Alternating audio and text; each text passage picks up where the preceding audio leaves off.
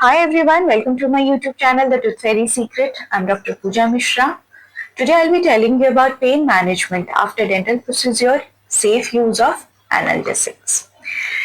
कोई भी dental procedure हो गया आपका, जैसे कि टूथ एक्सट्रैक्शन हो गया या फिर हमने रूट कैनल किया या फिर गम ट्रीटमेंट्स किया, it is normal to experience mild to severe pain. It is very much normal. या फिर हमने कोई इम्प्लांट्स कर दिया तो ये बहुत कॉमन है. आप ये नहीं बोल सकते कि आपका पेनलेस ट्रीटमेंट हो गया है. आजकल होता है painless treatment, but a mild discomfort you can very well experience. और इसका कोई मतलब इतना कोई बहुत बड़ा कॉम्प्लिकेशंस भी नहीं है. So effective pain management helps healing. अगर हमने प्रॉपर तरीके से पेन मैनेजमेंट के लिए आपको मेडिकेशंस दिए हैं तो ये हीलिंग में भी हेल्प करेगा, आपके पेशेंट के कंफर्ट को भी इम्प्रूव करेगा. प्लस पेन किलर्स जिसको कि हम एनाल्जेसिक बोलते हैं, it is usually safe for every patient. तो कोई दिक्कत की बात आज सच होती नहीं है. Now I just want to tell you what is dental pain. Dental pain होता क्या है? So pain after dental treatment usually comes from the inflammation of the tissues. आपके दांतों के अंदर जो सॉकेट है, सॉकेट के अंदर टिश्यूज रहते हैं, उसमें अगर इन्फ्लेमेशन होगा जब हम एक्सट्रैक्शंस करते हैं या फिर जब हम इम्प्लांट्स करते हैं या रूट कैनल क्या करते हैं, तब हम छेड़ते हैं उन टिश्यूज को. टिश्यूज में इंजरी होती है जिसकी वजह से इन्फ्लेमेशन होती हैं. अगर वो इन्फ्लेमेशन होगा तो वो पेन कॉज करेगा. तो this pain is nothing but it is very temporary.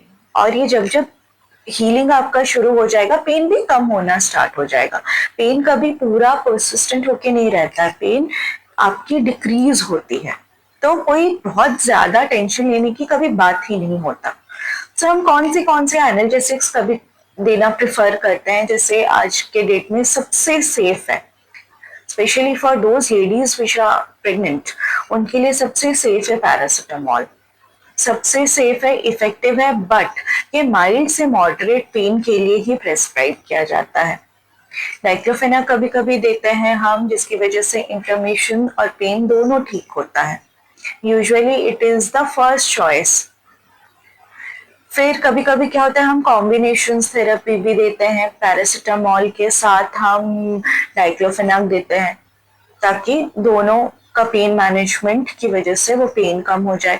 कभी कभी हम देख रहे हैं कि पेशेंट को बहुत ज्यादा तकलीफ हो रही है तो हम ऑपियोइड्स भी देते हैं. ऑपियोइड्स मतलब क्या होता है, जैसे कि आपके हो गए ट्रामाडोल्स हो गया, आपके केट्रॉल डीपीज हो गए. तो ये सब क्या होता है, ये सीवियर पेन के लिए दिया जाता है, जो कि शॉर्ट ड्यूरेशन में आपको बहुत इफेक्टिव होता है. लेकिन जब आप इसको देंगे तब मेक श्योर करेंगे कि आप पेशेंट से पूरी हिस्ट्री ले, उनकी मेडिकल हिस्ट्री ले, then only advise this medications. So कुछ चीजें हैं जो पेशेंट्स को भी दिमाग में और ध्यान में रखना चाहिए, जैसे कि टाइमिंग ऑफ टेकिंग मेडिकेशंस. अगर हमने दिए बोला है कि आफ्टर फूड खाना है, मतलब आफ्टर फूड ही खाना है, you can not take before food. उसके बाद सेल्फ मेडिकेशन या कॉम्बिनेशन मेडिकेशन तो कभी नहीं लेना है. अगर आपको लेनी है तो आप अपने डेंटिस्ट से पूछ के लीजिएगा. कुछ एनाल्जेसिक के साइड इफेक्ट्स होते हैं, तो आप जब मेडिसिन खाएंगे तो आप कंसिडरेट करके खाएं एंड ऑब्जर्व करें कि आपको किस किस मेडिसिन की वजह से साइड इफेक्ट्स हो रहे हैं और किस तरह का साइड इफेक्ट हो रहा है. पर्सन्स जिनके लंग्स या किडनी या हार्ट या गैस्ट्रिक इश्यूज है, ये प्रायर अपने डेंटिस्ट को इन्फॉर्म कर दें ताकि डोजेस में और मेडिकेशंस में थोड़े बहुत चेंजेस डेंटिस्ट कर सकें. और अगर आप कुछ बहुत ज्यादा देख रहे हैं, जैसे रैशेस होते हैं, स्टमक पेन हो रहा है, डायरियाज हो रहे हैं, डिजनेस हो रहा है, या फिर कॉन्स्टिपेशन हो रहा है, ब्रीदिंग में इश्यूज आ रही हैं, then stop the medication and immediately contact your dentist.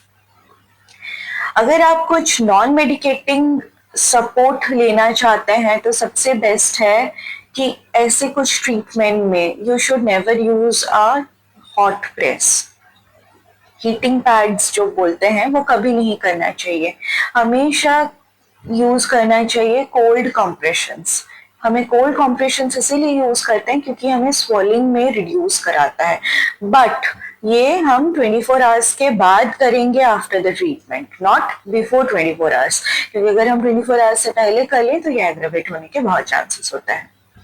Rest करेंगे, च्यूइंग के लिए अवॉइड करेंगे, हार्ड फूड्स अवॉइड करेंगे, स्पेशली जिस साइड में ट्रीटमेंट हुआ है हम पूरा अवॉइड करेंगे। प्रॉपर ओरल हाइजीन मेंटेन करेंगे, दिन में 3 to 4 टाइम्स ल्यूकवार्म वाटर में नमक डाल के will do the mouth rinse. जो मेडिकेशंस दिया है उसको हम फॉलो करेंगे। जहाँ पे हमारी सर्जिकल साइट है, एक्सट्रैक्शन हो, गम ट्रीटमेंट हो, इम्प्लांट्स हो या फिर रूट कैनल हो, उस एरिया पे हम ब्रश अवॉइड करेंगे। अगर आपको क्लीन करनी है आप फिंगर टिप्स में कर सकते हैं, लेकिन विद प्रॉपर प्रिकॉशन। ऐसा ना हो कि आपने फिंगर टिप में एकदम पेस्ट भर के वहां अच्छे से घिस घिस के कर दिया, बट आगे जाके और एग्रावेट करेगा। इससे बेस्ट ये है कि उस एरिया पे आप यूज ही ना करें, बेटर आप रिंस करें। So I'm going to give you a takeaway, that is pain after dental procedure is temporary and manageable. अगर आप एनाल्जेसिक यूज कर रहे हैं then it is safe and always use under dentist guidance. और avoid कीजिए unnecessary का risk. Unnecessary का risk कैसे होगा? अगर आप अपनी मर्जी से ट्रीटमेंट अपना खुद का शुरू करेंगे। तो कुछ भी आपके डेंटल प्रोसीजर्स हो, कुछ भी आपकी डेंटल ट्रीटमेंट्स हुई हो, यू मेक श्योर कि आप सारे ट्रीटमेंट अपने डेंटिस्ट के गाइडेंस में ही करें, अपने खुद से कुछ भी ना करें। So I hope you like my video. Don't forget to like, share and subscribe. Thank you so much. We'll see you soon. Bye.